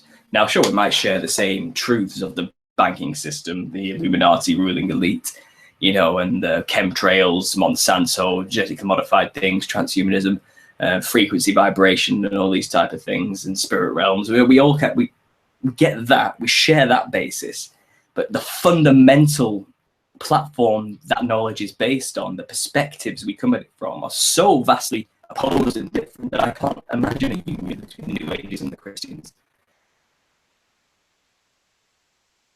Like I said, I would like that, but I don't see it happening. And it worries me. I can't seem to actually see the comment anymore. Maybe the person who made it has left it, or it's bizarre. Or maybe removed it because my answer was that straightforward. I don't know. Because if we compare the two camps, it's much easier if I could read this right now. Like I said, the comment's gone. If we observe the two camps, you know, believe God is in control, essentially. We are not gods, and there's nothing we can particularly do to stop this from happening, per se. other than, you know, save souls before the end comes. And it sounds defeatist, but observation shows me that that is just the way it is. There's literally not a damn thing you could do to stop this ball from rolling now. And the New Agers have that idea, you know, that, well, at least we're trying to do something about it. You know, we're fighting back against the system. But when you do that, you just end up playing into this left-right paradigm problem. And then we end up rioting in the streets and bad things start to happen and more control gets put on us. Can't see, you know, the methods of tackling the conspiracy are different on both sides as well. And another thing I've noticed as well is that most Christian truthers know everything about what New Agers believe, because they usually, if you're in the truther category of Christianity, you were a New Ager before you became. But the problem is with language barriers and communication here is New Agers don't know anything about what Christians actually believe because they haven't even looked at it yet. So it gets frustrating very quickly when the two try and have a dialogue. And I will say, from it's my opinion, you don't have to agree with it, you know, the New Agers aren't willing to listen to the Christian perspective. But the Christians are very patient and usually sit there and take in the Christian perspective. And when they voice their disagreements, usually run to the tired-old argument, you know, that, well, you're just a part of the control system. You know, they want you to believe in God because it makes you weak or something. Which is ironic, because the Christians look at the New Agers and go, you are the conspiracy. You believe in the New Age kind of ideology, which is created for the New World Order. Consider each other helping the enemy. How are you supposed to bridge that gap? What can you really do to make the New Ager and the Christian become one in the truther community? Now, I've tried. I've talked to a lot of New Age thinkers on my channel. You know, Subtle Infinity was one. We talked about the Mandela effect. I just had Jinx Cat on, who's quite the New Age spiritist type, who, you know, we talked about the Mandela effect, and we had a very civil conversation. It went all right. It was calm. You know, when I try to voice my opinion on how I see it from the Christian angle, I will say, you know, they weren't reciprocal. Didn't have to agree with me, but they were very combative. Very combative. Things right. You know, they understand a lot about the nature of reality in terms of frequency, vibration, the mathematics and geometry and everything. It's all true. You know, that is how the world is built and shaped, and in its own right, the ethereal sense behind everything. But that doesn't necessarily mean that they have everything right. You know, the Christians, well, just because all that's true doesn't mean God doesn't exist, is guess what I'm trying to say. But they can't seem to bridge that gap in their mind, and it's frustrating for everybody to try and figure out. You know, I listen to a lot of New Age thinkers on the conspiracy world because they can see the conspiracy, they can see the Satanism, like Paul Romano for Pockets of the Future, for example. I've been following him for years. You know, it's when he had like a couple thousand subs. Fascinating. You know, he brings a lot of fantastic information to the game. And as a Christian truther, although I don't agree with his philosophy, I appreciate the work he does to bring a lot of this information to us. How we come together in that respect, and we have to kind of learn what each other believes. We can disagree, you know, but we have to understand that there is only one truth at the end of the day. We can't both be right. That's too relative. That is not truthful. So if we were to live in harmony together as one, then we're not being honest with one another. We're living a lie. Only one of these belief systems is true. God is real, or God, or we are God. It's one of the two. No, God is a personal entity with a personality and ideas and an agenda, or it's an impersonal force that we have to harness to our own advantage. It's one or the other. It cannot be both. Now, I think that's what the New Age, that's what the conspiracy is trying to be. That's what the Satanists and Luciferians are trying to do. They're trying to bring them together, make them all become one, coexist as one, to become one religion headed up by one leader. And that leader may pretend to be Jesus, you know, but they won't be preaching the gospel of the true Jesus Christ. If that does happen, it'll be the Antichrist. or they may claim to be something completely different. Lie, you know that. Well, you got it wrong. Jesus was just a rehash of all the older gods, like Horus or something like that, which has been debunked thousands of times. Again, I don't want to get into prophecy here. I don't know how it's going to go down in the end. I really don't, you know. I don't think anyone does. No man knows the day or the hour, you know. And Revelations is metaphorical and symbolic as well as literal, so it's hard to interpret. We know the signs to look out for: the growing degeneracy, the collapse of moral values, the complete turn against God in every respect, and the growing of antichrist ideologies. And that's is of Noah before the flood, and it will be again in the end. And you know, if that is not what we're witnessing now around us in the world everywhere, I don't know. I don't know what to say. The world is falling apart, and if you don't see it, there's something wrong with you. Maybe you're a part of the degeneracy in the problem. To change fundamentally from the inside, and the only thing that changed me from being a complete and total degenerate, which is what I was, you know, the most hedonistic, self-centered, narcissistic, crazy drug addict, alcoholic, abuser and user of women, which is everyone else who was my age at that time, but it's pretty bad on a level, you know, that the urge to do those things and the desire to do things which hurt me and everyone around me on a regular basis vanished when I discovered Jesus Christ and accepted him into my heart and life. Literally, a transformation took place of who I was, and I no longer did I act for my own self-interest fully. You know what? We always struggle with the old man and wrestle with the old man, but he doesn't dominate my actions. Everything I do, I feel now, is not for me anymore. I do it for people like you. Why do you think I do these live shows? It's so you cannot feel alone while you're going through the whole process yourself. Bear in mind, people, the link is in the chat box. I'll put it there again. If you want to come on and have a conversation, vent anything that's on your mind, feel free. That's what this is here for. I understand the timing isn't perfect right now, and it's quite early for Americans. But if you do want to come on and talk about anything, I'll just put the link in the chat box. Feel free to click it and you can join in. Everything's for others. I don't live for myself anymore, but for others. And that's something else I noticed the New Age is all about. It's all about yourself. Go introspect, go into your own body, into your own mind, meditate and focus on your internal self. Change it yourself, you know, which again is impossible. You know, think of it this way, you know, devil, you're coming for him. You don't turn the siren on before you go after a fugitive, because the fugitive will just run away or will be ready, you know. You have to just accept Jesus Christ and he will oust the devil from you in that respect. You know, that's that deep-rooted problem of evil and sin within man. Winston said, that earlier quote, you know, there's a battle within every human being between good and evil, basically, and that is easily observable. You can't be perfect. We are influenced by this world. No one can be perfect. And there's a lot of people out there, Christians, who are perfect.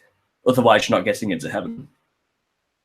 Legalism, that's works-based faith. Like, the works will get you there. It's not very humble. You know, if you think you're better than somebody else, then by that very virtue of believing that, your actions will be cocky to those who are looking for Christ. They'll look at you and go, I don't want anything to do with that, if that's what Christianity is. Christians who are like that. I've recently had to kind of defriend and get rid of someone who started to be like that. I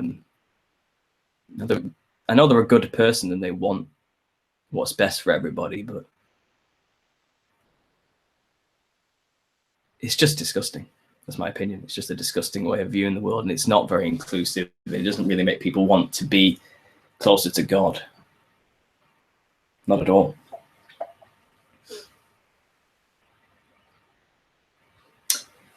Confifi says, yup, work for the human race, but we must live too. The balance, good versus evil, yin yang. Need the dollar though.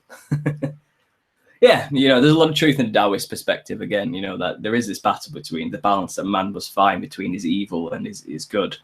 Because you can't be good all the time and be nice all the time. To do so makes you naive and weak and susceptible to evil.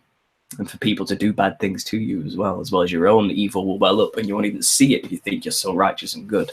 There is a balance that needs to be found to understand that, as soon as you understand that you are bad and there's a monster within you, a demon within you, and it is you, and you can't exercise this demon because it is you. As you get that, you have the capacity to do terrible things to people given circumstances. Step closer to wisdom. And yes, you need money. This world is based on this. Render unto Caesar what is his. It's the system to that extent because it'll create more problems than good. If the government wants their taxes, give them their taxes. Doesn't mean you have to worship them for them or agree with it. If you're living in a system and you're benefiting from that system and it's giving you a home and life, then you should respect it. Respect for this creates very bad, decaying societies quickly. It's like a game. If you don't play the game, then there is no game to play anymore. What do you want? We're all doing the best we can. And the sooner people get to grips with their own inner evil, the sooner we all need to kind of change individually. Changing the law isn't going to save us. Voting in a leader who's going to change everything for us, anything or save us.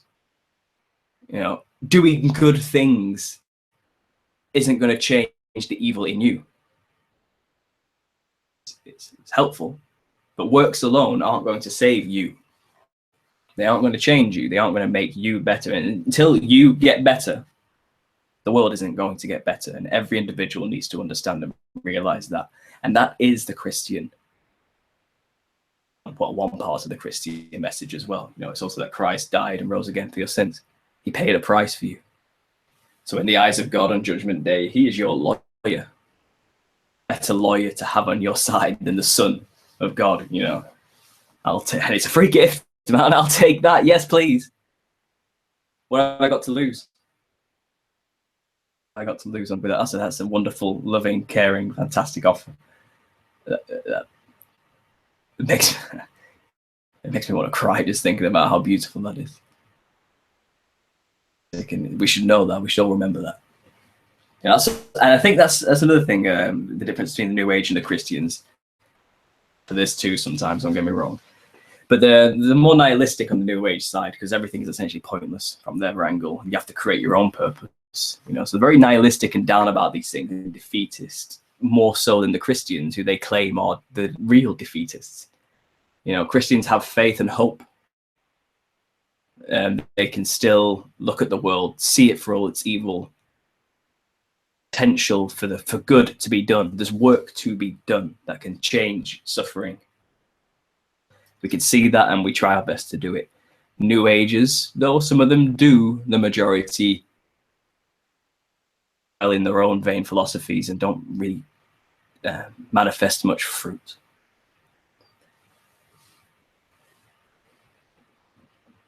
Energy Flow says, Tower, next false flag is coming soon. They are gearing everybody up for something big. I think they want to stop Brexit. You know what? They've been trying to stop Brexit since Brexit was first even an offer to vote for. I think it's a good sign that the people voted it in, that people are waking up to this. And I hope that momentum doesn't stop anytime soon for this pushback against extreme leftist socialism who wants to destroy nation states and join the country up to a conglomerate, a supranational state that makes our own laws. I think people can kind of see through that. British people aren't that stupid. the first countries, not the first though. I think Norway tried this to leave the European Union. Happy deal. They had to. They got like a soft Brexit, as we discussed it, you know, and that they can leave the customs union, but they still have to take migrants. And that's kind of what we have to do, kind of make us have to do. But there's a strong pushback, and people like Nigel Farage have been fighting this forever, you know, that no, a vote to leave the European Union means leaving the European Union and all of its demands and whims, like taking amount of net migration every year into, you know, we can't handle it. Our welfare system cannot handle anymore. It's destroying us, you know, and it just is, and it is the migrants causing the destruction of our country. It's evil. Some of them, you know, the Rotherham rape case, a good example, are, you know, they made the best of a situation they could take, and I understand the desires for people to do that. I understand why wouldn't you want to come to the West? You know, I get that. Take anymore, we can't do it anymore. Yet it seems to be consistently pushed on us. So yeah, they are trying to stop Brexit because there's a wider agenda at play. Welcome to understanding conspiracy, you know. And they want to destroy nation states and conglomerate every country, every nation, every continent into one homogenous block with one leader, one currency, one ideology, one politics. You know, everything is one. Transhumanist utopian ideal of living forever comes afterwards, or the spiritual rule of the Antichrist comes afterwards. But to get there, you know, nations who have their own individual traditions and cultures, they want to build one culture. Yeah. So yeah, I think they're trying to stop Brexit too.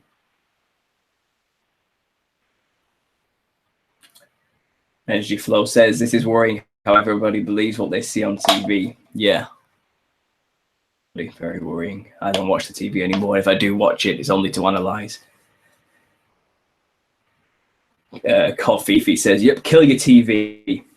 But now I see Hollywood enters YouTube. Yeah, YouTube is going to start trying to become like television and offer paid content and channels you can subscribe to where, you know, you have to pay to see things like Netflix, independent film as well, and so forth, like Netflix does their own series.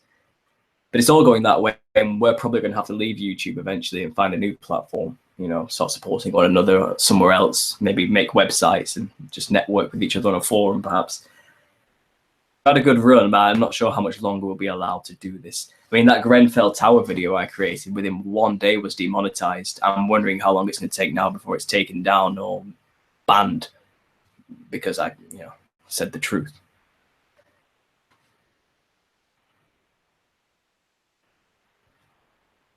Energy Flow says, I will have to watch your other videos. I only subscribed to you after seeing your Grenfell Tower video. I believe in Christ. Well, thanks for subscribing, Energy Flow. I appreciate it. A lot of people didn't appreciate that video. I got a lot of hate for that. No, last I checked, it's about 150 likes to about 50 dislikes. You know, that's a lot. That's one out of four people really detested my outtake on that. And fair enough. I don't expect you to agree with everything I say, and I don't expect myself to get everything right all the time. But I say what I see. And I saw the Grenfell Tower on the front of the Economist cover, which tells me probably an agenda at play here, one way or the other. I can speculate what it is and it isn't, but I'm not going to be so easily duped by the mainstream narrative like so many are, and have my passions riled up to the point where I can't coherently think for myself anymore on the right or the left, you know. But I'm glad. Thanks, Energy Flow, for joining. I'm happy to have you here, and welcome to the live show. Jack East. What's Jack East saying here? Have I missed anything? Jack East saying, why would you level a few countries with bombs and then invite the angry survivors into your home, though? You know, I wonder too. Why would you do that, man? Why would you do that? Again, you wouldn't. Common sense leaders that are for their own people and countries wouldn't do that, which makes you wonder, are the leaders of our countries really for the people? I'll leave that for you to decide. I mean, in Poland, they are refusing to take any refugees whatsoever, and now the EU is threatening sanctions on them. And do you know what the leader of Poland said? Taking migrants is worse than EU sanctions. So that's basically a big middle finger up to that threat, wasn't it? So let's watch Poland and see how they go on this, because they could end up having a serious war on their hands from the European Union and themselves. They may have to be forced to leave the European Union. And to the Polish, I don't think that's a punishment. I think they really want that. So the EU is kind of in a mess, which is positive to see in that respect.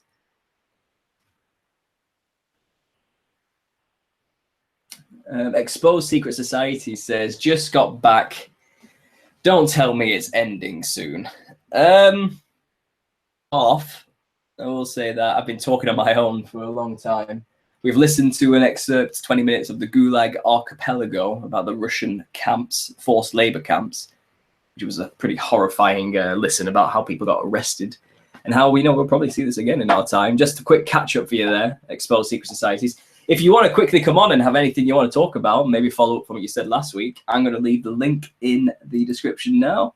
And maybe you can hop on for 10 minutes or so to talk about whatever you want there, Exposed. So there we go. In the meantime, let's see what else was said here. Indecent Exposure asks, do you believe the world's lack of belief in God is a result of technocracy? We are so wrapped up in playing God that we forgot the real God. Well, yeah, that's a very great way of placing it.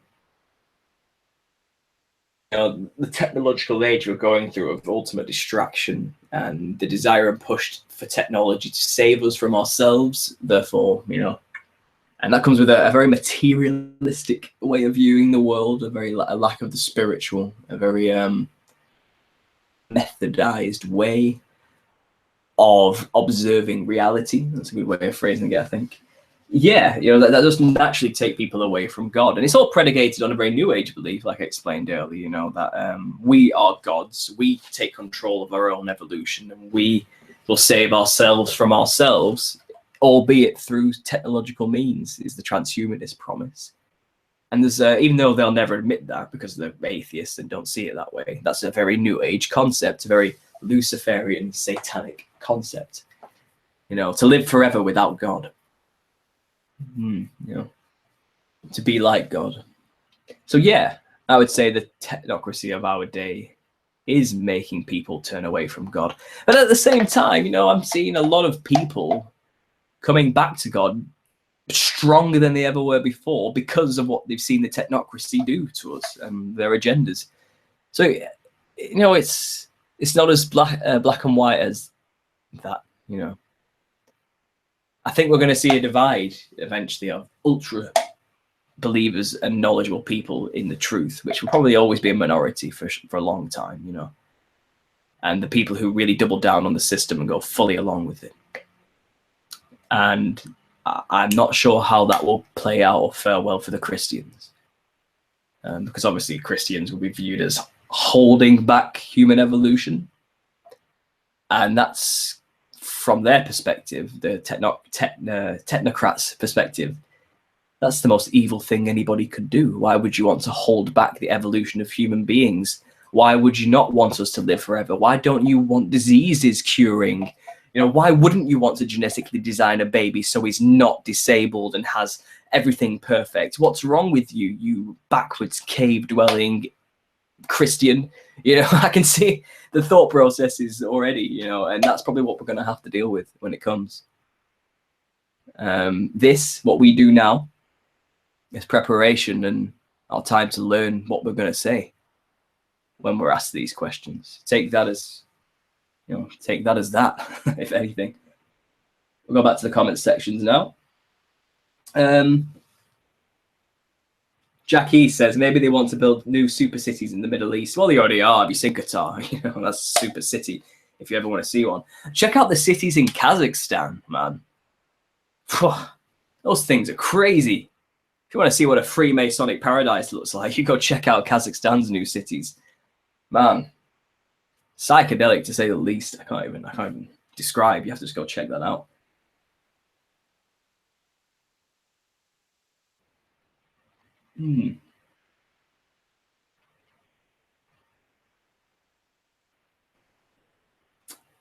Kofifi says, good on you. I see what future is.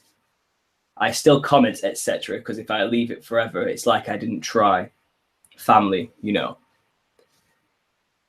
I think I know what you're saying. They know you can never stop researching these things and looking into it, because as soon as you turn your back on this knowledge, you know you're turning your back on what is true, honest, and noble, righteous, I guess is the word, without trying to sound self-righteous. You know, we're trying to get to the bottom of evil for the ultimate good of everybody.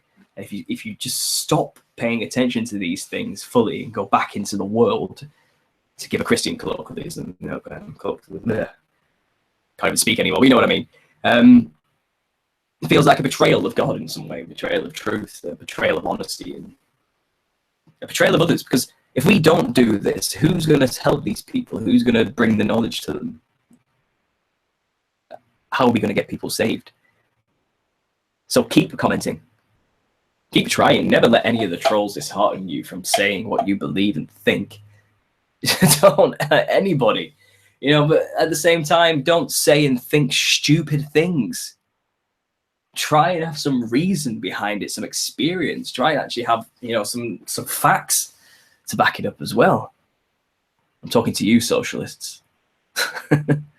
You have to be wise, and you know, the beginning of wisdom is the fear of God, in my eyes.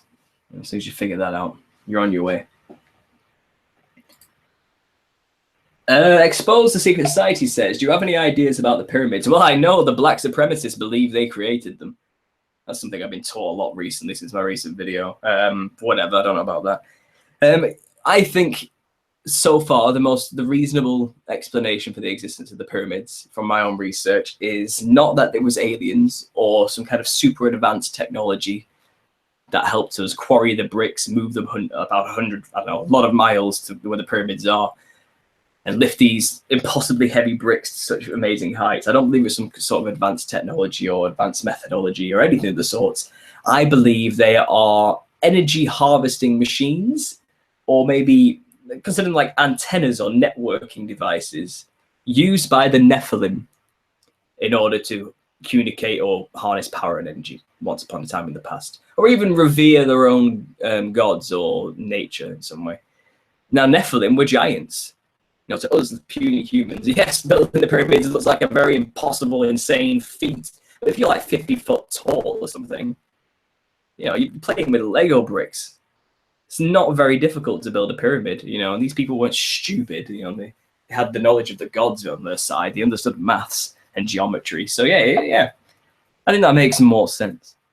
A lot more sense than aliens or, you know, advanced technology of some kind. That's what I think of the pyramids so far. But of course, there's loads of things you can go on about the pyramids, and you don't get specifics. But that's just one thing I've been thinking about recently, and I wonder what you think of that theory. You know, do you think it holds any water? Let me know, by all means.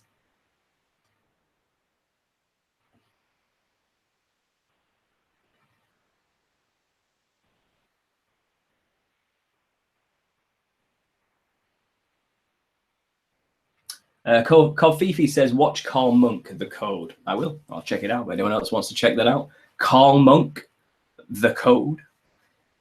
Jackie says, yeah, the Carl Monk video is crazy. Slow, but worth it. Oh, I'm getting interested now, guys. Keep bringing in the gems, and I'll check them out. JJ Youngblood says, I definitely think the Nephilim built the pyramids too.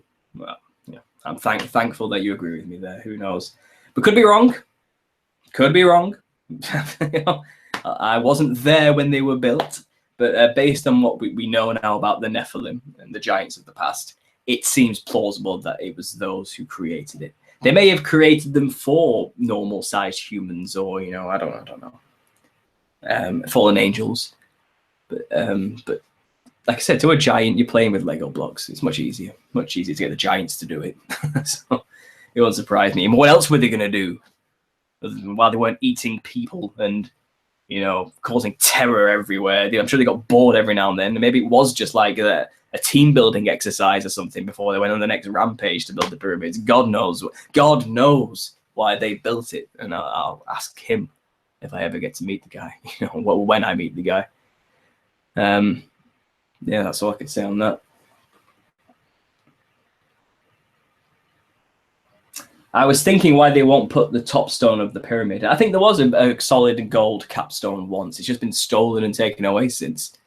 You know, they've been there for a long time.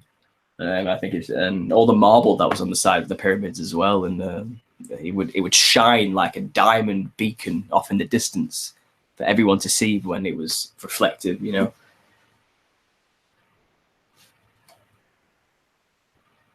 JJ Youngblood, I want to join the Hangout, but I don't know if my internet is good enough. Well, you can only try. JJ, if you want to join the Hangout, by all means, just click the link I am posting into the chat now, and it should take you straight there, and we'll have a little talk for about 10 minutes or so. You know, maybe I'll go up to the 2-hour mark today, so that gives us an extra 25 minutes.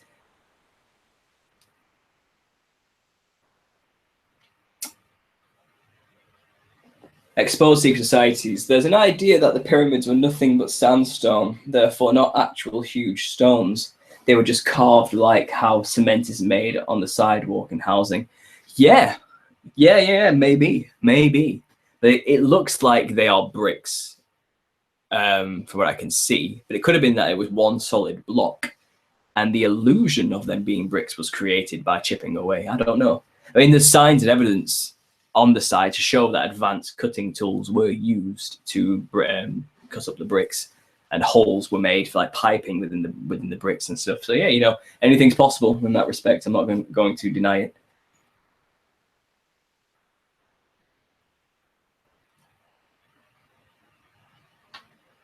Do an 8-hour coffee fee. No, thank you. No, thank you. You know, I am really hot right now. It's like 30 degrees or something stupid in England. I don't know what it is, but I can't go for 8 hours. I'm gonna have to get some fresh air eventually. But I think, like I said, I can do another 20 minutes or so. So, JJ, if you want to join, feel free. If not, don't worry. I'm sure I can keep talking. I'm used to just talking for hours. It's all I ever seem to do nowadays, to be honest. You know, I have a friend who comes around every now and then, and I just chew his ear off, telling him everything I've learned. And he likes to listen, and he's like, oh, man, you blow my mind again. I've got to go home and think about this stuff now. Yeah, but I can't help myself. As soon as I go off on one, I just keep going and going and going and going. Yeah, I'm sure many people out there can appreciate that feeling as well, man. I'm sure. Kofi, I know you are, man. Don't worry. I don't take it personally. It's all right. I know you're just joking.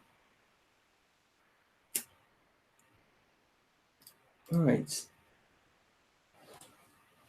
Look at me. I'm telling you I can go on forever and I'm stuck for things to talk about. Wow.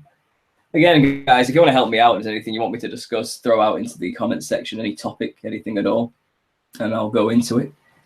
If you haven't seen already, I saw an interesting video today from Dazzling One, if you haven't heard of her before. I've done a few interviews in the past. And she made a video about etymology, which was really good, about the English language and how it has many of our words have double meanings and clever little things that can be done with language that shows how evil and satanic most of its origins probably are. You know, and language is a fascinating tool, you know, spelling, spell casting, and so forth. And I'm hearing a noise. I think I can hear somebody. Yeah, that's me. That's JJ. Can you hear me all right? Right, Jay. Fine, thank you. How are you? Hey, I'm doing pretty good. Just painting, doing some work on my parents' place up north here in Wisconsin. Good stuff. A bit of housework. You know, housework for me always helps me get my zen back. Just focus on something productive for a very long time. It's a very good feeling, isn't it? Yeah. They put a huge addition on their place and stuff, so I'm doing the kind of work that I can do on it. Wonderful. Well, what would you like to talk about today? Well, I wanted to call you. I said that I talked to Johnny Embry. I don't know if you ever heard of him, but he's a guy that prayer is his calling. And he was on Now You See TV. Have you ever heard of them guys? Yeah. Yep. I follow Now You See TV, yeah. Yep, he was on there, and he didn't get very many views on his video.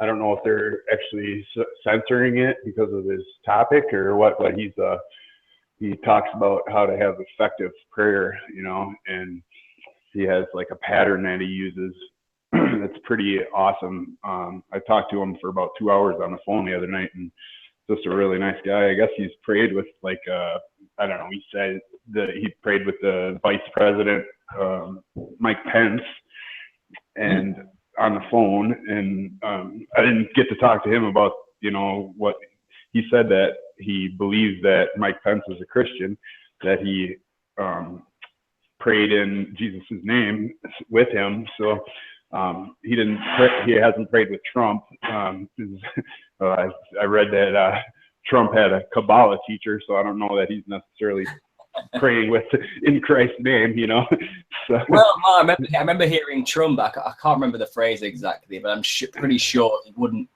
he wouldn't admit that he prayed. Has he asked God for forgiveness? And he wouldn't say he has, or something like that. Yeah. So I do wonder and about he wrote in his book, his last book that he wrote, that he was talking about how he was talking with this Kabbalah teacher and all this stuff, and that was enough for me. It came out of the words that came out of his mouth about it, Yeah. So if that's what you've been researching, but the power of prayer, eh? The more you can think about. Yep. Lately, I've been I'm into Hebrew roots, a lot, and keeping Sabbath, and just trying to get, keeping commandments and statutes and all that stuff. Trying to get closer to being like Christ. I believe that, the more you follow God's commandments and the more you get like Christ, the better your chance to get in heaven. I don't think everybody just gets in heaven if they just believe. I don't think it works like that. I think you got to really be like Christ, and. Well, true, but again, like I said earlier, I don't believe it's all works-based faith. I mean, I'm pretty sure Jesus said, the law is for the man, not man for the law. Yeah. So, try not to be too rigid about it. Because like I said... No, I'm not. Like, I know a lot of people that are, that won't even do any work at all on the Sabbath, not even like pushing buttons and stuff like that. And I'm like, I don't think it was meant for us to not do our laundry, push a laundry button, or make dinner or anything like that. Like. I know. It was in reference to the Sabbath, wasn't it, at the time in the Bible? That's what he was talking about. Yeah. I mean, I can't observe the Sabbath because of the way my work rota works. So, and I'm not even totally 100% sure if it's the Sunday or the Saturday or the Friday. I mean, every religion has a different day for what they consider the holy day of God. Yep. So what the Enochian calendar puts it at different times too. If you follow the Enochian calendar, and go by the moon or whatever. On that topic, I wrote something down. If I can find my little notebook here about the commandments themselves. What do we really translate to? What are the commandments of God? What did I do? Where have I got it here? Random books. 1 second. Sorry about this. No, you're good. Let's try this one. I have so many notebooks just laying around. Right, here it is. Isn't this one? So essentially, the 7 deadly sins is pride, envy, lust, wrath, greed, gluttony, and sloth. They're the things that we're trying to not to be, as a Christian. We don't want to have pride. We want to be humbled. We don't want to have envy over other people's things. We want to be content with what God has given us. We don't want lust in our lives. We want true love and relationship. We don't want wrath in our lives. We want kindness. We want to be kind. That doesn't mean naive, but tough love is a good example of kindness. We don't want to be greedy. We want to share. We don't want gluttony. We fast and we detox and we try to deny our flesh. And we don't want to be sloths. We want to be involved in the people around us as well.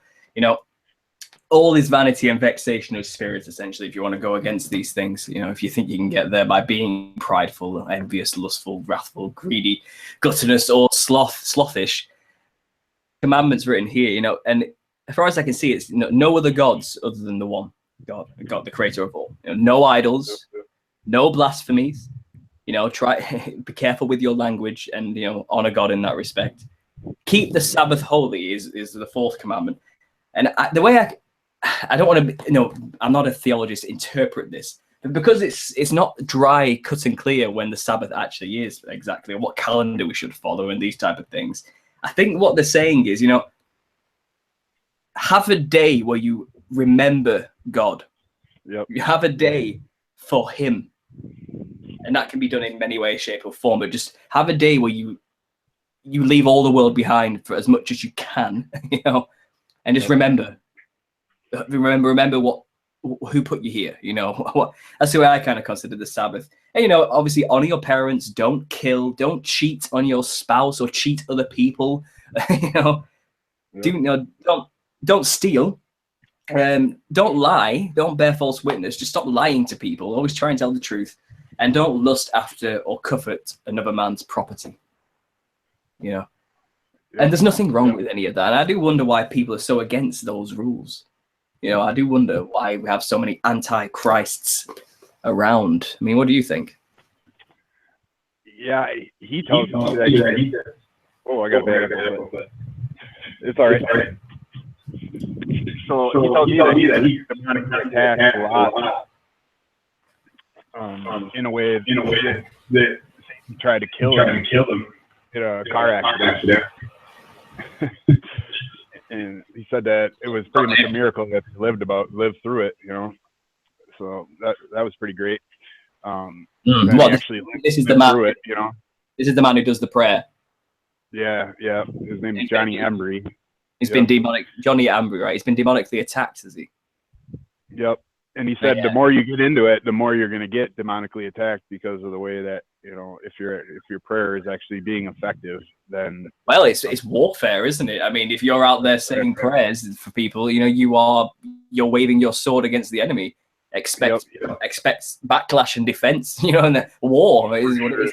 It's not a laughing matter. It's real as ever, you know. And who have we got here? There's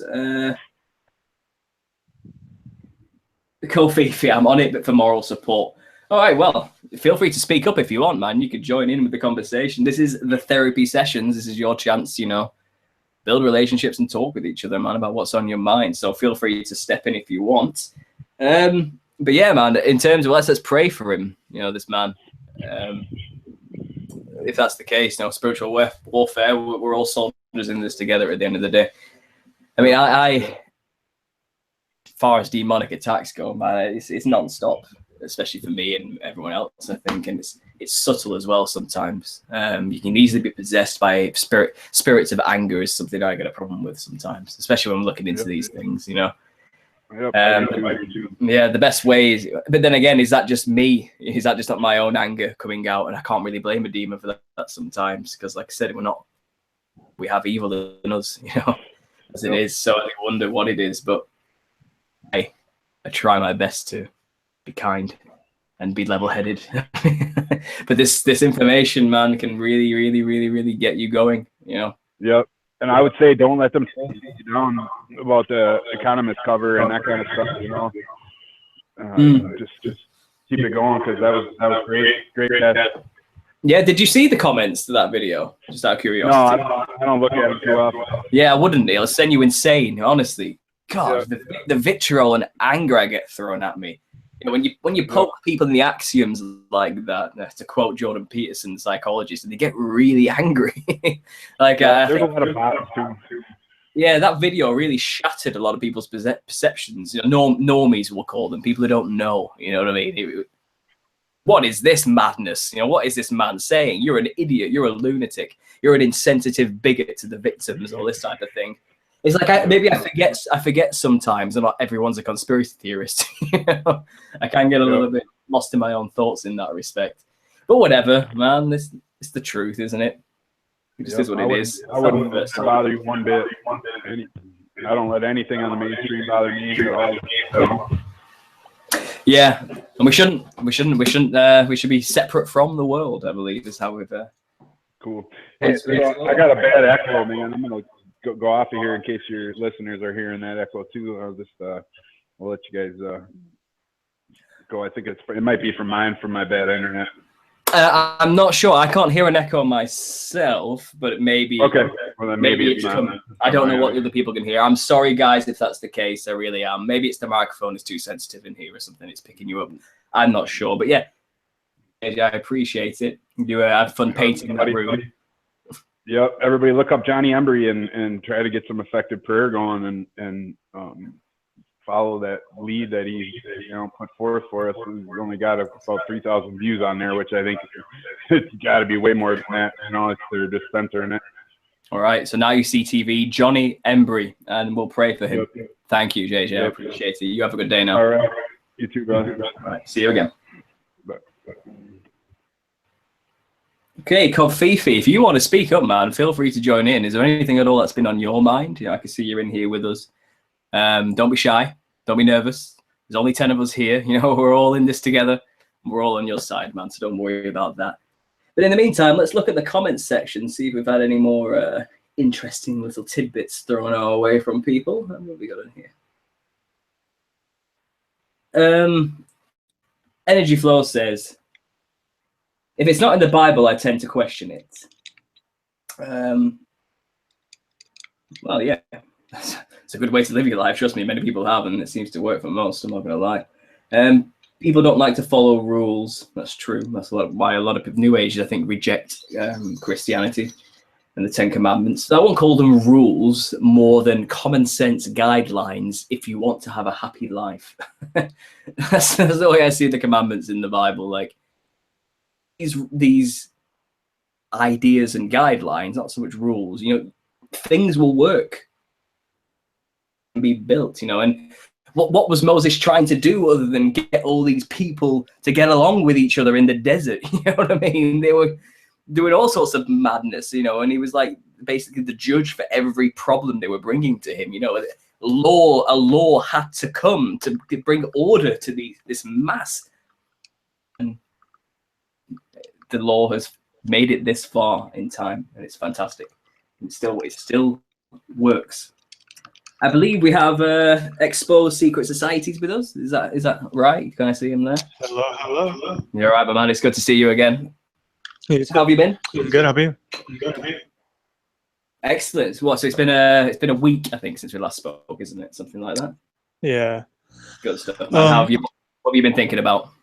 I wanted to touch up on some prayer things. There was this experiment, I don't know how long ago, where what's the word?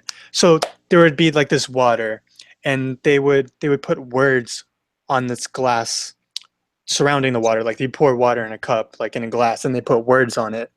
And if you put words like, I forgot the words they were using, but like beautiful, loving words. I hate. I'm sorry. Say that again. Yeah, I remember it. They had a glass of water, didn't they? And he literally said, "I hate you" to one of them, and "I love you" to another glass of water. Yeah. Then he froze the water and looked at the ice particle. Exactly. That's the one that said "I hate you" was just a mess, wasn't it? It was no pan at all. Disgusting mush of frozen ice. But the ones where he said "I love you" to it actually It's a great book, by the way. Beautiful, perfect geometric shapes. Yep.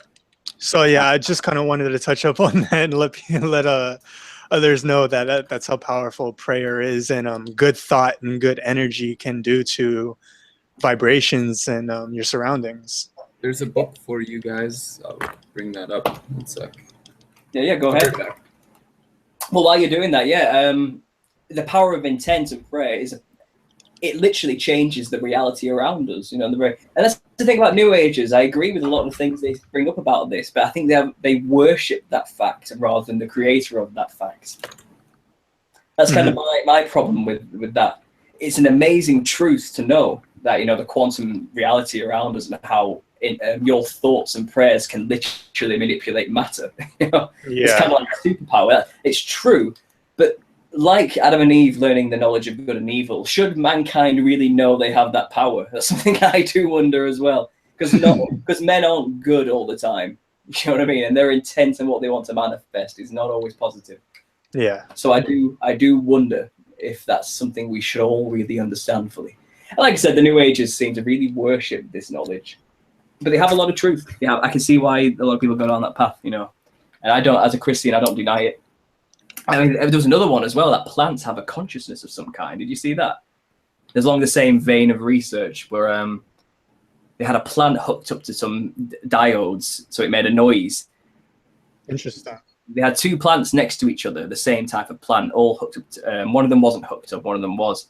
And someone came into the lab room and started snapping one of the plants next to him, breaking it to pieces, tearing its leaves off. And the other Oh. plant screamed made a woo wave noise every time a snap happened on the other plant. Oh, wow. So it was as though the plant knew its brother was being killed and then was Dude, that's terrified. horrible.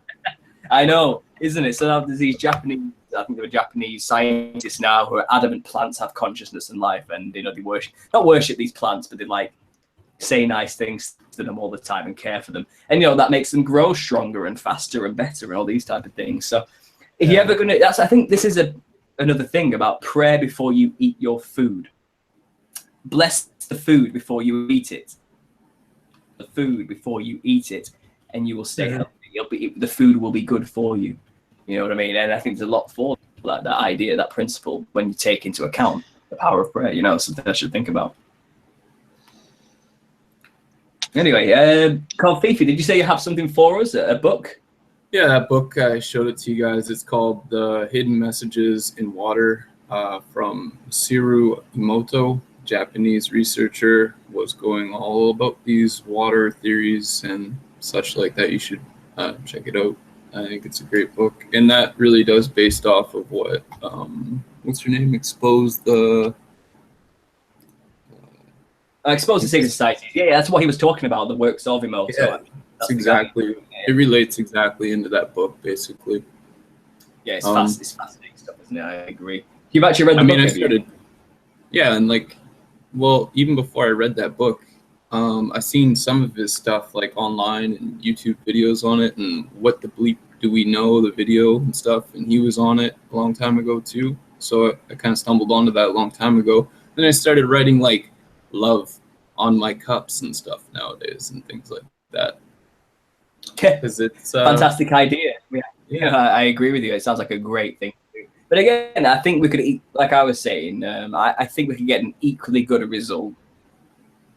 Thank you, God, for this water, and appreciate the water. Appreciate it. It's a miracle that you even have something like that, and we can enjoy it. Yep. And that transfers to them. Well, and then it's kind of weird how they're the whole, I don't know, the elite system that's going on nowadays. They're like polluting the water supplies and fluoridating us, and like it's kind of messed up, right? Yeah, it's all about conscious manipulation. Keeping us in control. Well, fluoride, pineal gland, and calcify it. I think that's yeah. Now, obviously, the pineal gland, I think is a godly thing. I think it's meant to be there. Once upon a time, we could have used it for other purposes. It's still necessary now to dream, and to attack that is kind of like literally cutting your cord to the spiritual, to God in some way, and I can see why they would want to do that. I really can. It would make sense. Yeah, and I mean, I don't know, I don't know about who built the pyramids and such, but honestly, if we were using our third eye in the past, a long time ago when the pyramids were being built, it could have been done by humankind by actually focusing, have enough people to do these things. I don't know if it's maybe, man. Maybe I don't deny that. Cymetics and stuff have been making me kind of think about these things and being like, well, I don't know, sound and frequencies and things like that could actually lift things off the ground. Huge blocks could be lifted off the ground with cymatics or things like that. So I don't know for sure. No, I agree. I don't know where I'm going, but I'm just kind of putting my tidbits in there. Yeah, thank you. What's that? A guy made his own limestone little garden, didn't he? Coral Island. Yeah, that's the one. Yeah, and he says, he has the secret to do this, and it's really simple. It's just mathematics and geometry. But he was also big on Freemasonry as well too. He was 33rd. Yeah. So. Well, it makes sense that the Freemasons have this knowledge. They've hidden it from the rest of us. If you know these things and about it. Yeah. Is there something you want to say there, Exposed? Anything like a Mason, a Jesuit, a Knights of Malta, any of those, I don't think it's trustworthy. Oh, exactly. No matter how smart or right on they are, I think there's some form of manipulation in there. True. Mm-hmm. True. Well, objects in of themselves are not evil or good. It's the intent used. That's all I can really say. And then again, that's why the problem is within us, each individual, not necessarily the world itself. You know, the physical world. I think it's what we do with it that counts, really. But again, there's a part of me. I know it might sound a bit like it would be defeatist, maybe, but we shouldn't really know these things or be messing with them to begin with. Like, there's a reason why we have a veil, so we don't see the spiritual realms now. There's a reason why we don't have access to our pineal gland like we used to. Like, good reason, you know what I mean? That might seem like God just doesn't want you to have fun. He doesn't want you to have powers. But it's like, no, there's a reason why you shouldn't be doing this now. And I think the Nephilim kind of answer that question. Like, what's on the other side now? And what you will come in contact with is not God anymore. There's like there's literally an army of something else blocking that path now. So that's why I think we should be careful when it comes to learning this information, because a lot of New Age thinkers get carried away with it and start to think it's an answer to all our problems without understanding the demon aspect, if you get what I mean. I am dubious about anything the Freemasons revere, just like you in that respect. Yeah. Right, what are we on now? We're on the 2-hour mark. I think I might have to call it a night, guys. Thanks for coming on. I appreciate it. I really do. I'm sorry it was so short for you, Exposed. Obviously, we can always talk again next week. Yeah, right when you started, I had to leave, go to the gym. I wish I was on earlier. No problem. Like I said, the first half an hour was mainly an excerpt from Alexander Solzhenitsyn's Gulag Archipelago, which showed the communist and how it arrested people is what the section I was playing was. And it's just shocking. In other words, that's coming our way very soon. This episode's called The Communist Gulags, and that's something I want people to really think about and research a bit more when they leave this video, hopefully. I know it's not a spiritual concept, and maybe it's something considered old and historical and not valid. Here, it's more valid now than we would like it to be in the West, and we need to tackle this. Otherwise, we may end up in gulags ourselves very soon. Right, so I'll leave it there, guys. Thanks for joining. Everyone who's listening, thanks for actually sticking around and listening. I appreciate it. Thanks for all the wonderful comments. They've been very useful. Stay safe, guys, and God bless. And I'll try and be back next week. All right, you too. Have a good one. No problem. Bye now, guys. Take it easy.